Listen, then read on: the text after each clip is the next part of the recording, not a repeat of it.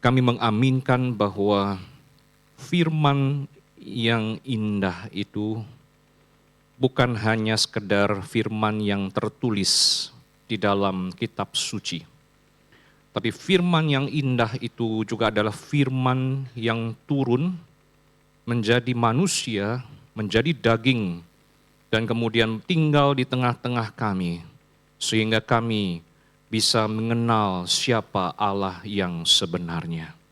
Terima kasih Bapa untuk karyamu, untuk inisiasimu yang begitu nyata bagi kami, sehingga kami sekarang telah menikmati akan karya penyelamatanmu di dalam Kristus Yesus. Dan sekarang kami menjadi anak-anakmu, kami menjadi pengikutmu, dan kami mau kembali mendengarkan firman-Mu ya Tuhan, yang menjadi makanan rohani kami, menjadi penuntun dan juga terang bagi jalan kami. Bimbinglah kami yang terbatas ini untuk memahami Engkau yang tidak terbatas dan juga mengenal Engkau melalui firman-Mu yang begitu berlimpah ini. Inilah doa kami, di dalam nama Tuhan Yesus Kristus kami berdoa. Amin. Shalom jemaat Tuhan. Puji Tuhan kita dapat kembali bersama-sama datang untuk beribadah kepada Tuhan. Dan sekali lagi saya ingin terus menekankan hal ini. Kenapa? Karena ini berhubungan dengan tema atau perenungan kita melalui nats yang akan kita baca sebentar lagi. Mari kita bersama-sama membuka firman Tuhan yang diambil dari Keluaran pasal 29 ayat 43 hingga 46. Dan dari bagian ini kita akan merenungkan sebuah tema, yaitu tentang gereja sebagai ruang ibadah. Gereja sebagai ruang ibadah. Nah, jika jemaat Tuhan sudah menemukan bagian tersebut, saya ingin mengajak kita membacakannya secara bergantian. Ya, ayat yang ganjil akan saya bacakan, sedangkan ayat yang genap silakan Bapak Ibu Saudara-saudari membacakannya. Demikian seterusnya hingga ayat yang ke-46. Keluaran pasal 29 ayat 43 hingga ayat 46 ganjil oleh saya, sedangkan genap oleh Bapak Ibu Saudara-saudari, kita membacakannya. Di sanalah aku akan bertemu dengan orang Israel, dan tempat itu akan dikuduskan oleh kemuliaanku.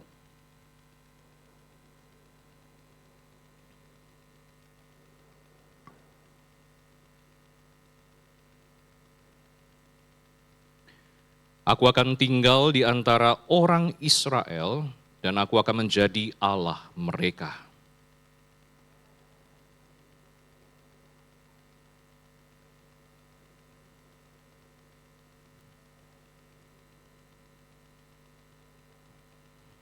Demikian pembacaan firman Tuhan. Berbahagialah kita yang bukan hanya sekedar membaca, merenungkan, tapi juga dimampukan oleh Tuhan untuk melakukannya dan juga membagikannya di dalam kehidupan kita sehari-hari. Nah, Bapak Ibu Saudara-saudariku, pada umumnya kita mengetahui ada dua pengertian gereja.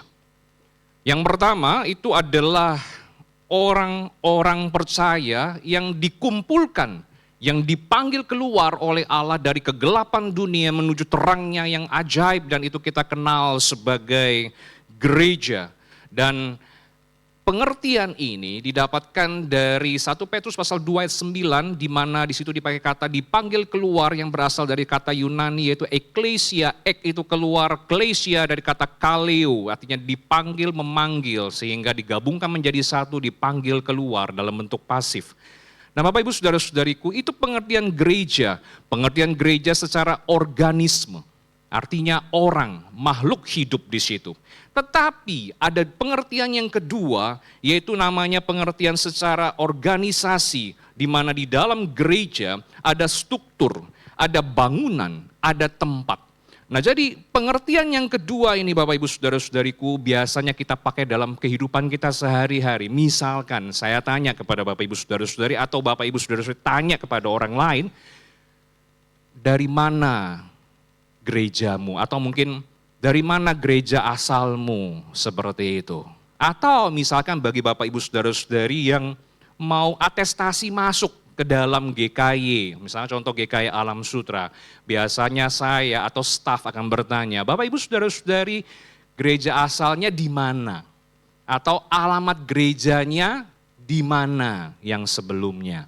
Jadi identik waktu nanya gereja berhubungan dengan satu bangunan atau gedung yang ada di dalam satu lokasi atau satu tempat atau dalam satu lokus begitu Bapak Ibu Saudara-saudari. Nah, untuk itulah maka kita pada hari ini menyadari bahwa makna-makna ini sebenarnya dilahirkan memang dari pemikir-pemikir yang terdahulu. Sebagai contoh, misalkan kata gereja itu sendiri berasal dari bahasa Portugis yang namanya adalah igreja. Bapak Ibu Saudara-saudari, igreja yang sebenarnya kata itu juga lahir dari kata Yunani namanya kuriakon yang artinya milik Tuhan atau rumah Tuhan. Nah, pemikir-pemikir kuno ya pada masa itu akhirnya menggunakan kata kuriakon ini untuk menunjuk kepada gereja sebagai tempat penyembahan. Dan dari kata itulah lahirlah kata church atau gereja dalam bahasa Inggris. Nah, pada hari ini kita akan merenungkan secara lebih mendalam tentang pengertian gereja yang kedua ini, supaya kita bisa memahami sebenarnya gereja sekali lagi bukan cuma orangnya, tapi juga bicara soal tempat atau bangunannya. Nah, konsep gereja sebagai bangunan atau sebagai tempat itu sebenarnya lahir dari Allah sendiri. Kok bisa, Bapak Ibu Saudara-saudariku?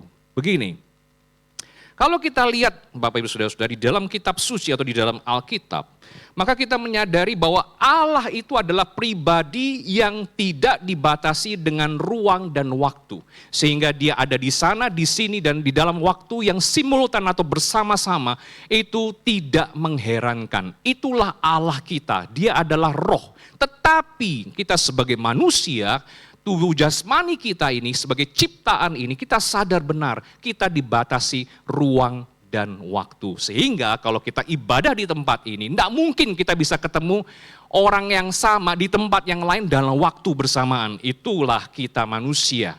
Tapi kalau bisa ketemu yang sama serupa, mungkin saudara kembar. Atau mungkin penampakan, ya tidak tahu Bapak Ibu Saudara-saudari. Tetapi sekali lagi itulah kita manusia yang dibatasi ruang dan waktu.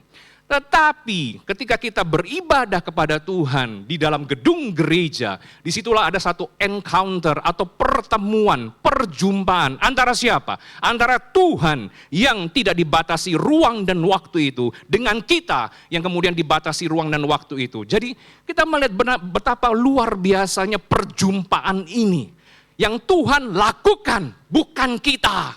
Tapi sekali lagi Tuhan yang inisiatif datang dan turun dan kemudian bersama dengan kita. Itulah yang kita lakukan pada hari ini, di saat ini, di dalam gedung gereja ini Bapak Ibu Saudara-saudari. Dan nyata sekali kalau kita lihat di dalam kekristenan, di dalam firman Tuhan, yang paling nyata adalah kapan? Ketika inkarnasi Yesus Kristus datang ke dalam dunia, dia lahir menjadi manusia, disitulah Tuhan kita yang tidak dibatasi ruang dan waktu. Kemudian dia turun ke dalam dunia, membatasi dirinya dengan ruang dan waktu untuk kita, supaya kita bisa kenal siapa Tuhan kita yang sebenarnya, siapa Tuhan yang sejati itu.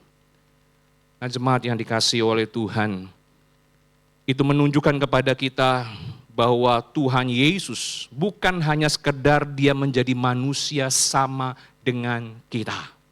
Tetapi dia mau tinggal, dia mau berdiam di antara kita di dunia yang fana ini. Dan fakta ini membuat kita mengerti keilahian dan kemanusiaan itu bertemu di satu tempat tertentu. Dan karena kehadiran Allah lah, maka tempat itu menjadi kudus. Sama seperti tempat kita sekarang. Tempat ini tidak kudus. Esensinya, naturnya tidak kudus. Tetapi ketika Tuhan hadir di sini, ini menjadi tempat yang kudus, Bapak Ibu Saudara-saudariku. Dan hal inilah yang kemudian tercermin di dalam kehidupan ibadah orang Israel di Perjanjian Lama. Secara khusus di dalam Keluaran pasal 29 ayat 43 sampai 46. Disitulah Allah memerintahkan kepada Musa untuk membangun kemah pertemuan atau kemah suci dan juga peralatan-peralatannya. Kenapa? Karena dia mau bertemu dan hadir di tengah-tengah umatnya. Tapi mungkin kita bertanya-tanya, bagaimana mungkin manusia berdosa bisa berjumpa dengan Tuhan? Itu impossible. 不可能 gitu ya, enggak mungkin gitu loh. Bagaimana kita manusia berdosa bisa berjumpa dengan Tuhan?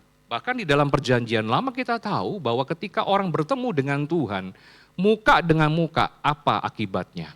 Pasti dia mati, Bapak Ibu Saudara-saudari, karena kekudusan Allah itu. Tetapi disinilah maka kita lihat di ayat 43, di ayat-ayat yang tadi itu menjelaskan bahwa Tuhan akhirnya memerintahkan bangsa Israel untuk mempersembahkan kurban bakaran supaya mereka dilayakkan untuk datang kepadanya.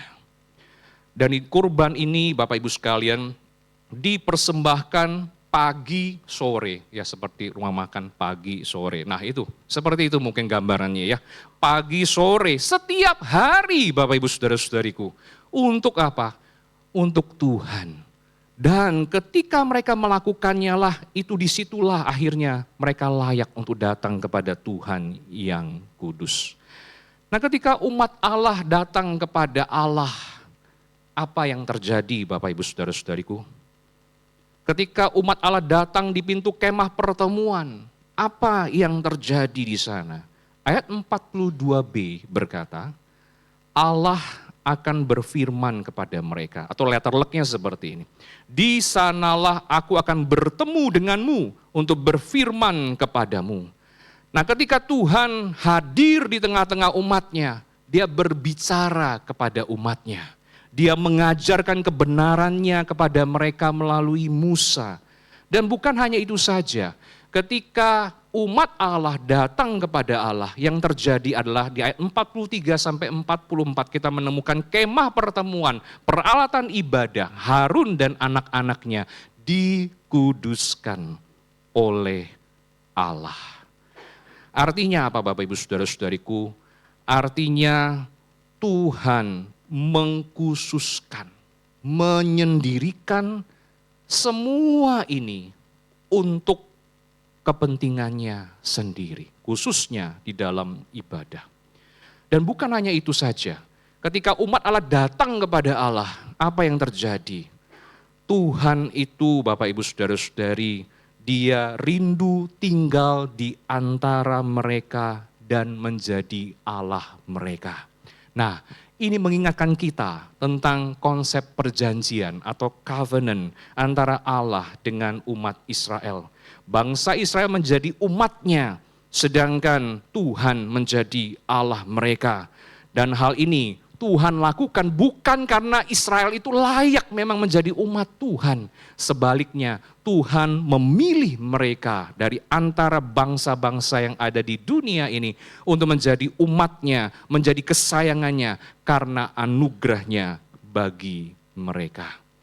Tuhan mau berelasi dengan mereka dan menikmati persekutuan dengannya. Dia mau terus-menerus hadir bagi mereka supaya umat Israel mengetahui siapa Allah itu, yaitu Tuhan Allah yang membebaskan mereka dari perbudakan di Mesir. Supaya mereka tahu tidak ada ilah apapun dan siapapun yang bisa membebaskan mereka dari perbudakan yang mereka alami. Tidak ada dewa apapun yang bisa bersabar terhadap mereka yang tegar tengkuk, yang keras hatinya dan keras kepalanya itu. Sehingga disitulah Tuhan mau Bapak Ibu Saudara-saudari, mereka terus menerus ingat siapa Tuhan dan perbuatannya yang ajaib di dalam kehidupan mereka. Nah dari kebenaran ini, apa yang bisa kita refleksikan dan coba kita aplikasikan di dalam kehidupan kita? Pertama-tama, mari Bapak Ibu Saudara-saudari, kita belajar untuk memahami kebenaran yang pertama di sini adalah, refleksi yang pertama di sini adalah, ruang ibadah dan peralatannya itu dikuduskan oleh Tuhan. Nah, kalau pada masa itu di Perjanjian Lama, rumah ibadah, maksudnya kemah pertemuan dan peralatannya dikuduskan oleh Tuhan, maka kita melihat di dalam gedung gereja, termasuk gedung gereja ini, dan peralatannya semua, itu dikuduskan oleh Tuhan. Maka kenapa ketika kita masuk di dalam gedung ini, ada satu kebaktian namanya kebaktian dedikasi. Kenapa kita dedikasikan gedung ini? Karena kita tahu gedung ini punya Tuhan. Sehingga kita harus datang kepada Tuhan, dan Tuhan kita katakan ini gedung engkau sudah percayakan kepada kami untuk bangun, maka kami mau persembahkan, kami mau berikan untuk kemuliaan-Mu saja. Maka ada namanya kebaktian dedikasi di bulan Maret yang lalu. Dan ketika kita datang ke tempat ini Bapak Ibu Saudara-saudari, maka kita sadar, maka ruang ibadah ini, bangunan gereja ini dan segala peralatan di dalamnya, itu sekali lagi dikhususkan untuk kita berkumpul dan menyembah Tuhan. Kita dapat bertemu dengan Tuhan dan Tuhan juga bertemu dengan kita. Nah, mungkin di antara kita bertanya-tanya, gimana bisa ketemu Tuhan? Coba Bapak Ibu Saudara-saudari pikir, Tuhan ada di mana sekarang? Tuhan ada di sini? Kalau ada di sini coba buktikan kepada saya, Tuhan mana? Memang saya cuma lihat di bawah, tapi di atas juga harus jawab ya. Mungkin ada yang kepikir enggak? Tuhan itu ada di mana? Kok ketemu Tuhan di gereja? Pernah kepikir enggak Bapak Ibu sekarang? Atau baru sekarang mikir?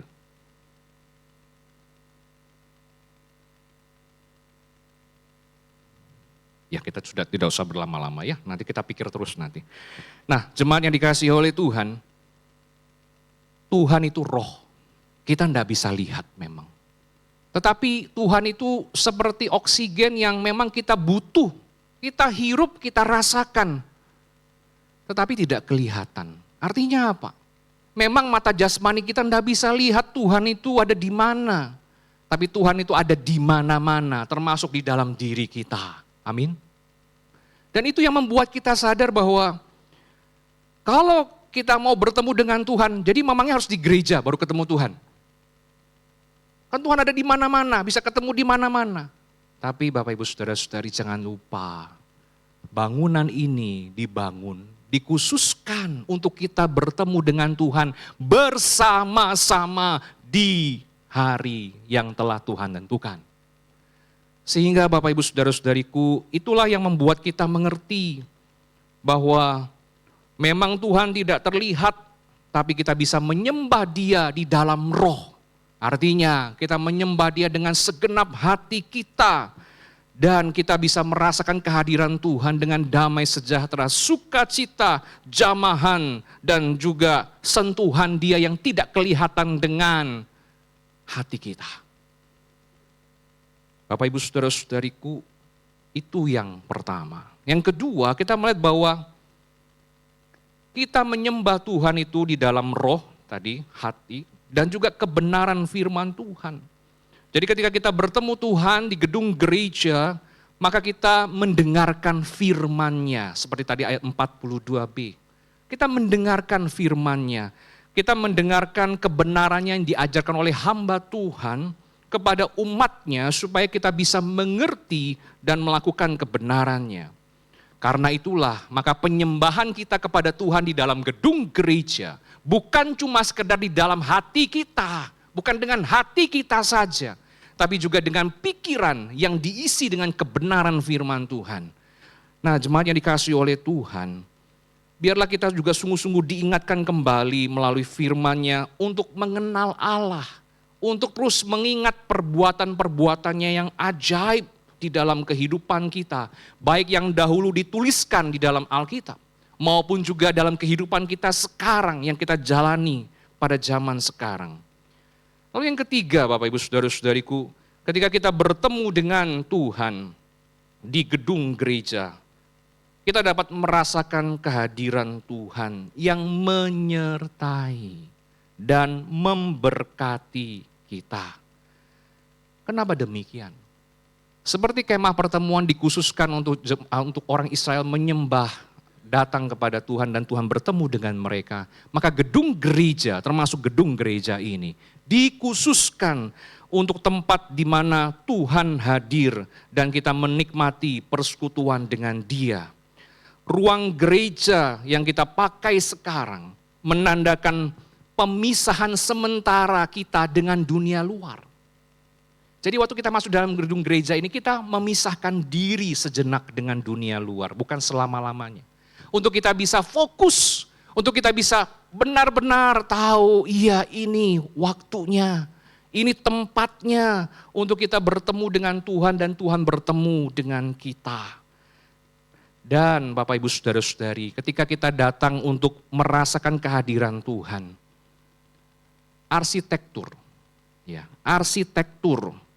yaitu seni untuk membantu, seni dalam mengatur ruangan, itu membantu kita untuk merefleksikan konsep dan cara kita beribadah. Sebagai contoh misalkan, coba kita lihat bagian atas. Kenapa langit-langitnya harus tinggi begini? Mungkin pernah Bapak Ibu Saudara-saudari mendengar seminar mengenai bangunan gereja, ibadah, puji-pujian. Kenapa harus setinggi ini? Supaya bisa bikin balkon, ya betul juga sih. Tapi maksud saya, kenapa harus setinggi ini begitu loh? Apa maksudnya, apa maknanya Bapak Ibu Saudara-saudara? Pernah kepikir kenapa begitu?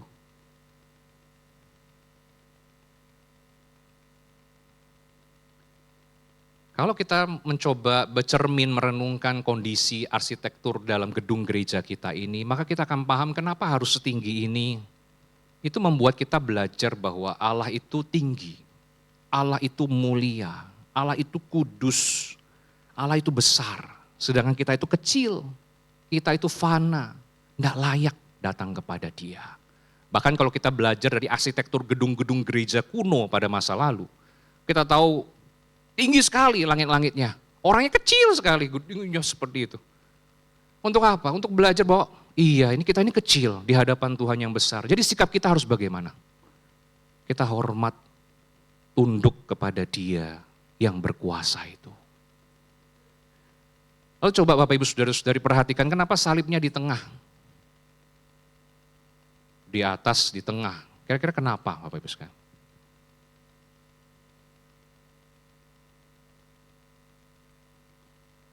Kenapa lantai 3 salibnya di samping? Pernah kepikir nggak Bapak Ibu sekalian? Pernah masuk lantai 3 ya, di ruangan kebaktian doa, ruangan youth sama ruang remaja, salibnya di samping kanan. Kok di sini tengah gitu? Bahkan gereja sekarang ngetrennya adalah, tengahnya adalah videotron, sampingnya salib gitu. Kira-kira pernah kepikir nggak kenapa begitu?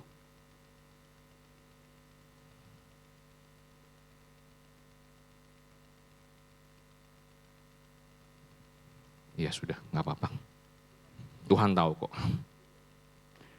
Jemaat Tuhan, salib di tengah ini adalah maksudnya bagaimana ketika kita masuk dalam ruangan ini, supaya kita tahu pusat dalam ibadah kita ini hanya Kristus. Tapi kalau di bawah kok nyamping, apa salibnya disingkirkan, Kristusnya disingkirkan? Enggak Bapak Ibu sekalian, itu alasan teknis saja, karena ruangan di bawah itu pendek dan enggak lebar. Jadi kalau mau naruh TV, salib di tengah nggak cukup, harus lebarin lagi gitu kan. Nah jadi bagaimana caranya supaya bisa win-win solution. Jadi ya TV-nya di tengah, salibnya di samping. Tapi bukan berarti kita menyampingkan Kristus, enggak sih Bapak Ibu sekalian. Itu seperti itu, arsitektur seperti itu. Ada makna-makna tertentu yang dibawa di dalamnya dan itu membantu kita apa? Untuk merefleksikan konsep dan cara kita beribadah. Maka kita sadar siapa kita waktu kita datang dalam ruangan ibadah itu jemaat Tuhan. Kita ini kecil, kita ini bukan apa-apa, tapi Tuhan itu adalah segalanya dan kita tunduk kepada Dia. Nah konsep arsitektur gereja, kalau saya coba ingat gereja asal saya itu sudah 75 tahun usianya, ada di Samarinda. Waktu usia 50 tahun, usia emas saya di dalam masa-masa persiapan itu pernah menjadi tim redaksi untuk buletin atau buku sejarah gereja. Lalu saya mendapatkan bagian untuk interview dengan gembala sidang yang dulu, yang mendesain gedung gereja itu. Maka dia menjelaskan dari awal pintu masuk sampai ke dalam gedung gereja, semuanya itu ada maknanya. Dan maknanya makna teologis. Salah satunya apa? Contoh, pintu gerbang gereja, kalau pintu gerbang gereja kita kan kaca. Nah kalau pintu gerbang gereja saya itu sebelum direnovasi, itu bentuknya memang pintu kayu, dua sisi. Ya seperti pintu masuk ruang ibadah kita. Cuman Muse ya, maksudnya yang mendesain itu, dia bilang gini, coba perhatikan pintu itu, coraknya apa sih sebenarnya? Yang saya perhatikan apa? Kotak-kotak, kotak. Saya enggak ngerti gitu, apalagi ya saya masih muda, sekarang masih muda sih, cuma dulu lebih muda. Nah saya lihat Bapak Ibu Saudara-saudariku, kotak-kotak apa artinya? Lalu dijelaskan begini, coba kamu perhatikan, itu sebenarnya adalah aksara Mandarin. Hah? Aksara Mandarin? Kok bisa tahu? Gitu. Ya pasti dia tahu, dia yang buat sih. Nah Bapak Ibu Saudara-saudariku, aksara Mandarin ternyata itu apa? Oh itu si, mukanya si mati ya, tapi maksudnya si sile punya si. Jadi maksudnya bersuka cita, dan dia bilang ini swangsi ya, karena pintu satunya si dan si ini jadi swangsi. Jadi apa, dua double happiness maksudnya. Jadi silenya itu double gitu loh maksudnya. Jadi oh gitu ya Musa, baru saya ngeh. Kalau nggak dijelasin saya nggak ngeh gitu loh. Salah satu itu Bapak Ibu sekalian. Jadi saya lihat, oh ternyata begitu. Lalu kenapa kok gereja dikasih karpet merah? Memangnya lagi mau apa nih gitu ya. Kalau biasa kan apa award apa pasti karpet merah. Tapi di gereja kenapa karpetnya merah Musa? Lalu Musa menjelaskan, karpet merah itu melambangkan darah Kristus. Oh darah Kristus. Gitu. Lalu kenapa formasi kursi ibadahnya itu sebelah kanan sebelah kiri, satu kolom, tengah-tengahnya kosong. Oh itu menjelaskan apa? Pola salib. Jadi jalan tengah kosong, bisu di samping kanan samping kiri kan kosong, itu maksudnya apa? Bentuk salib begitu. Jadi kita bisa masuk dalam hadirat Tuhan, itu apa? Karena salib Kristus. Oh gitu. Itu salah satu, salah dua, salah tiganya. Nah Bapak Ibu Saudara-saudariku, bangunan gereja sekali lagi dengan arsitekturnya apapun itu punya maksud begitu. Jadi tidak pernah sembarangan didesain, tapi untuk apa? Untuk kita membantu kita merefleksikan siapa Tuhan dan bagaimana kita menyembah Tuhan dengan benar. Jadi biarlah kita pada hari ini menyadari Bapak Ibu Saudara-saudariku, gedung gereja itu adalah ruang ibadah yang diajarkan Allah dalam Alkitab. Dan di sanalah Tuhan yang tidak dibatasi ruang dan waktu itu, dia bertemu dengan kita yang dibatasi ruang dan waktu. Dan melalui kehadirannya, maka ruang ibadah ini Bapak Ibu Saudara-saudara menjadi kudus.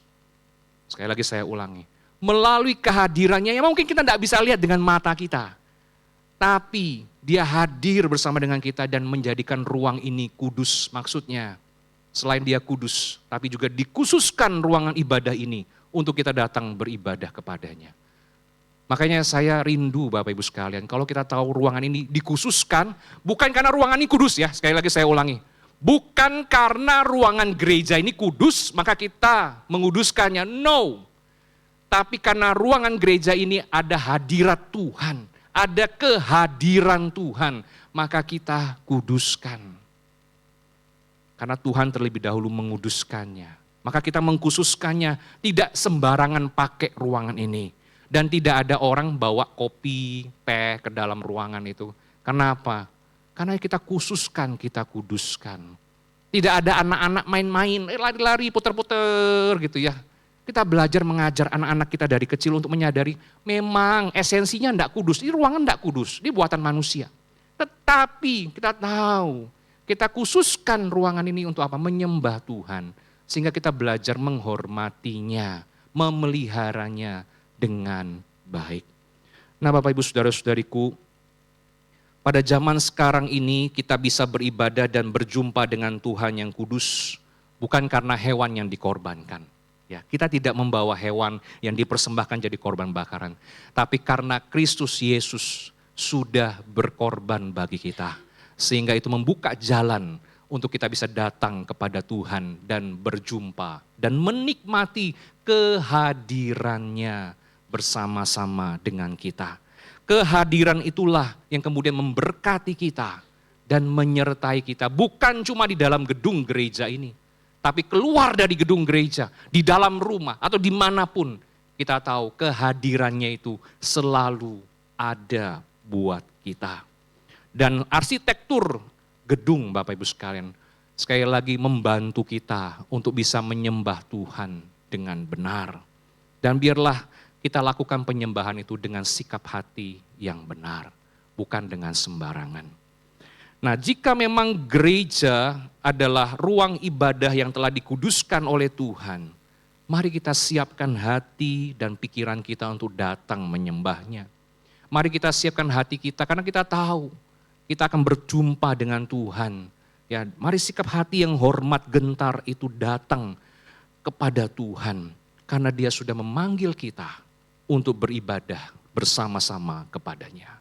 Nah, kiranya Tuhan menolong kita untuk menghargai, memelihara bangunan ibadah ini dengan sebaik-baiknya.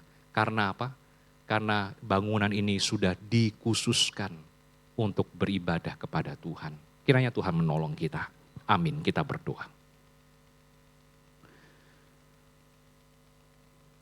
Bapa dalam surga, tolonglah kami ya Tuhan, untuk melihat segala sesuatu di dalam dunia ini dengan kacamata, dengan perspektif, dengan prasuposisi yang dari Tuhan.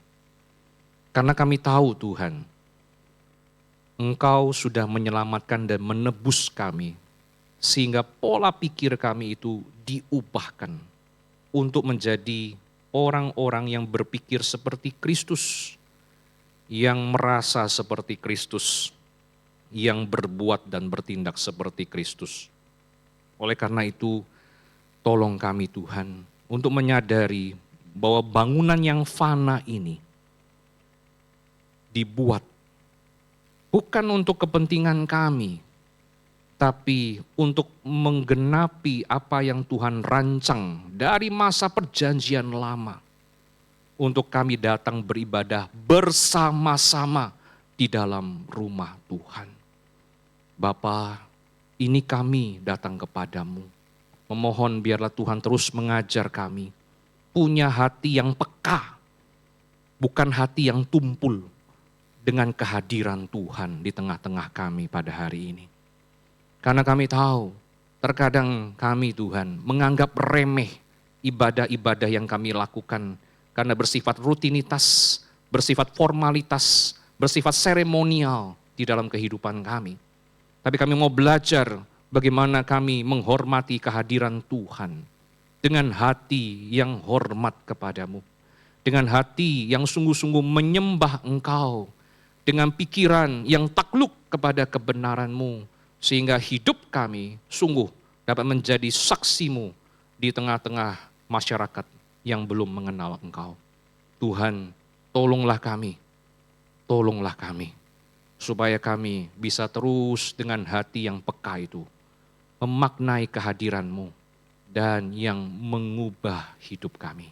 Berkati kami sekalian sebagai jemaat-Mu, di dalam nama Tuhan Yesus kami berdoa. Amin. Tuhan berkati.